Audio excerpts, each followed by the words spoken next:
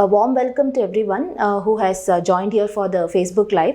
I'm Dr. Priyadarshini from the Pediatric Department, and here we have gathered for a small discussion on COVID in children. We have with us Dr.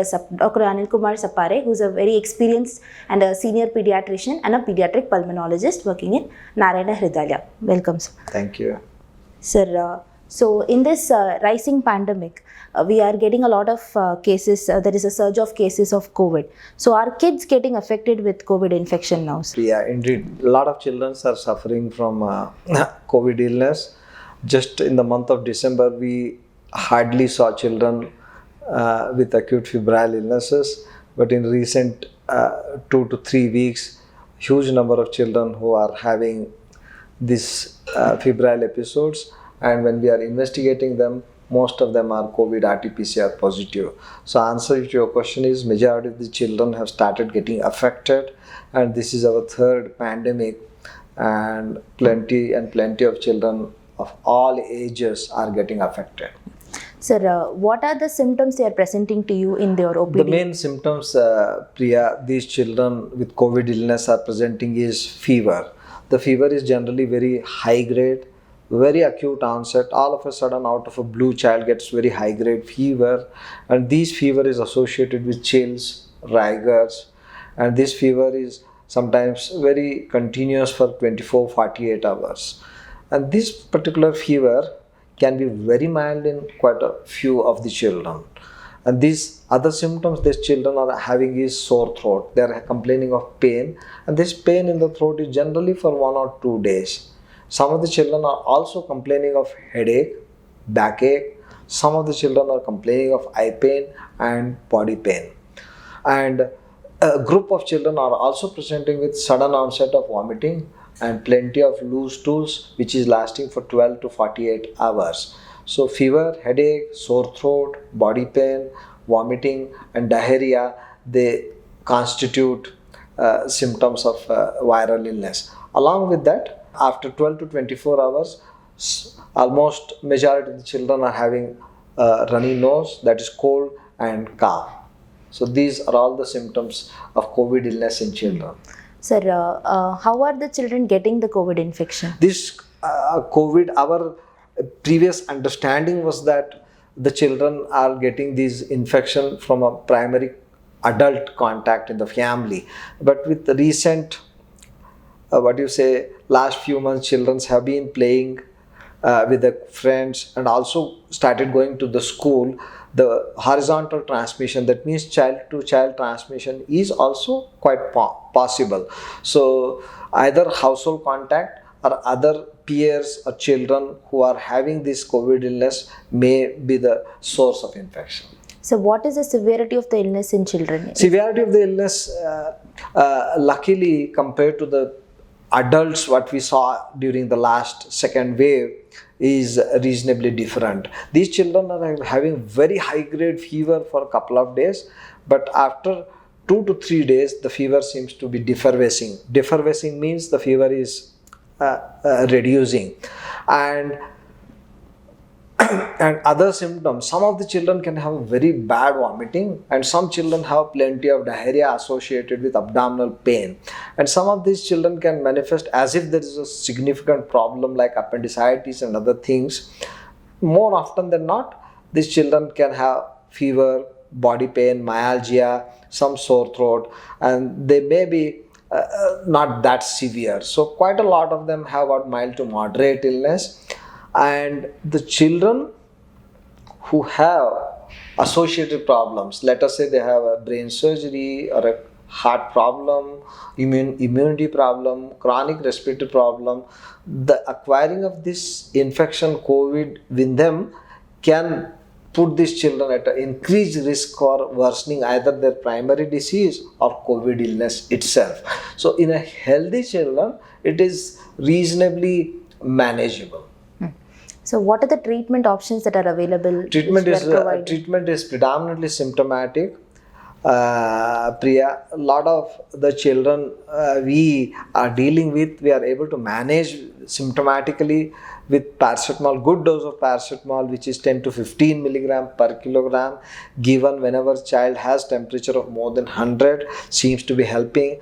Second most important thing is adequate hydration, giving them enough ample of fluids and keeping them rest. If they have got lot of symptoms of pain either in the throat, body, again the paracetamol does seem to do the trick of reducing the pain, including body pain, headache. Some children who have got vomiting, diarrhea, we provide them good amount of homemade liquid diets, and in addition we recommend them to take ORS, that is oral rehydration solution, so that helps to prevent them from dehydration. However, the key thing, Priya, is that we need to inform the parents about the warning signs.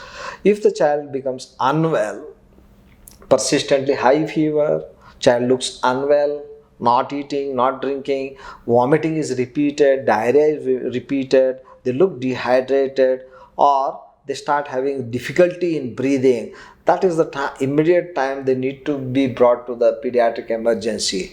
If they have mild illness, they can take to their pediatrician, or they can do the video consultations. So this is the broadly speaking the severe spectrum. On hand, what we are seeing is less often than what we used to see in the second wave.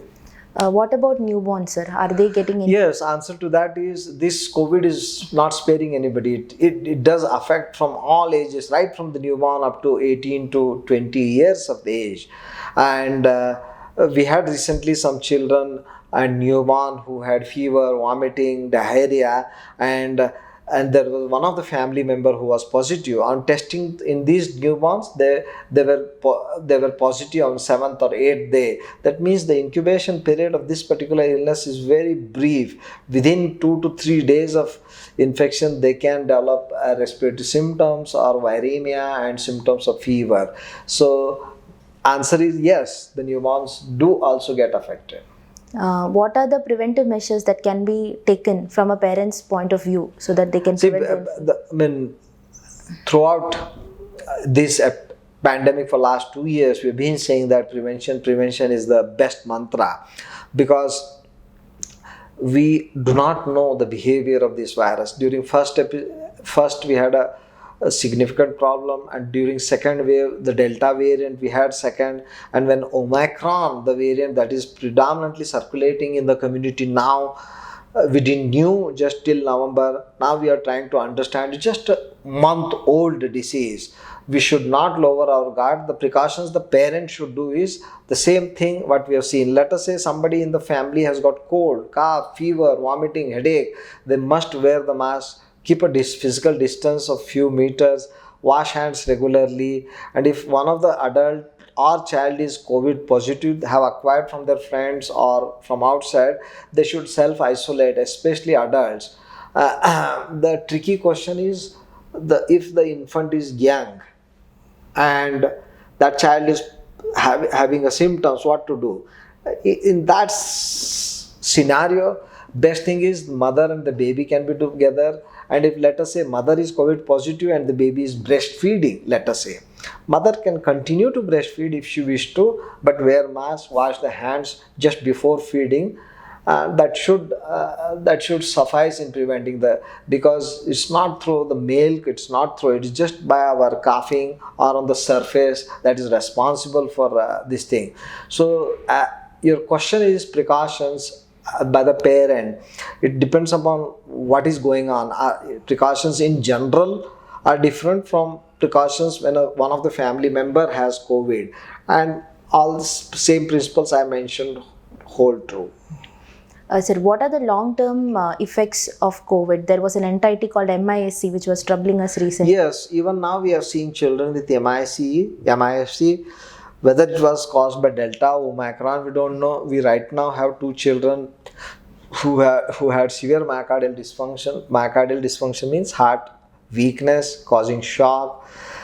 So coming to MISC, what Priya is asking, it stands for multisystem inflammatory syndrome post-COVID MISC, and this particular condition happens about 3 to 6 weeks following a COVID illness. It is an immune mediated reaction by the body on our own cells. And the symptoms of this MISC are: one is fever that goes on for 3 to 4 days, that can be high grade.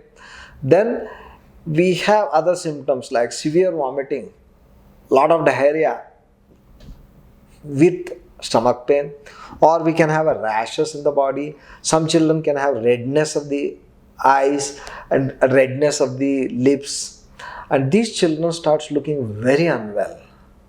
And when we clinically assess, we see that their pulses may be low volume, their hands and feet may be cold, and we check that BP is very low. And when we do the scan, ultrasound, echocardiography of the heart is weak. So these are all the symptoms: fever, skin manifestations, stomach manifestation, eye manifestations, and heart manifestations. These are all together constitute what we call MISC. And is that happening after Omicron variant? Only time will tell us. What we can definitely say is, compared to first and second wave, the number of children that are affected are far more in this season. If even 2%, 5% of the children get MISC, that is going to be a huge number. So it's not to scare parents, it is just to bring to your attention that after a COVID illness, if your child becomes again high fever, unwell, very weak, lethargic, with a lot of vomiting, diarrhea, rash, plus just don't sit, take to your pediatrician, get it checked, so that they can do some blood tests that include CRP, markers of inflammation, markers of heart dysfunction, echocardiography to diagnose and then treat effectively with steroids and IV immunoglobulins. Sir, due to this lockdown and the fear of coming out, many children have been missed out on their primary immunization. You mean DPT and their primary MMR? Answer to that, Priya, is so true. A lot of parents are sitting at home for almost a year with the fear that coming out may cause, which is justified. But I strongly recommend all the parents that not to worry if your child has missed vaccine. If the vaccines are missed, doesn't mean that now there is no opportunity. Your child can come to the hospital and take all the vaccines that are missed. So make sure you allot appointments so that there are no rush in the hospital. So I strongly recommend that all the vaccination, which includes first 3 doses of DPT, then injection for pneumonia, measles, mumps, rubella, chickenpox, typhoid, hepatitis, they are really important vaccine, and if you catch up these infections, they are going to cause a lot of problem. So I strongly recommend the parents who have missed vaccination to go to their primary treating pediatrician and take vaccinations. So what is the status of COVID vaccines in children now in India? We, as you said, because of this proactive government, now we have started vaccinating all children between 15 to 18 years. Once the vaccination is rolled out, I'm very hopeful, and I also have got a strong feeling that the government will roll out a program of vaccination for younger children as young as 10 years in the coming weeks or months. Because the vaccination in USA with Moderna and Pfizer has been going on even for children more than 5 years. Schools are open, normal life for the children is taking place in few of the countries. I think we need to look forward for that. Vaccinate your children, make sure they attend. In our country, a lot of rural children have lost on their education. Vaccination and accepting and living with this virus is the way forward, Priya.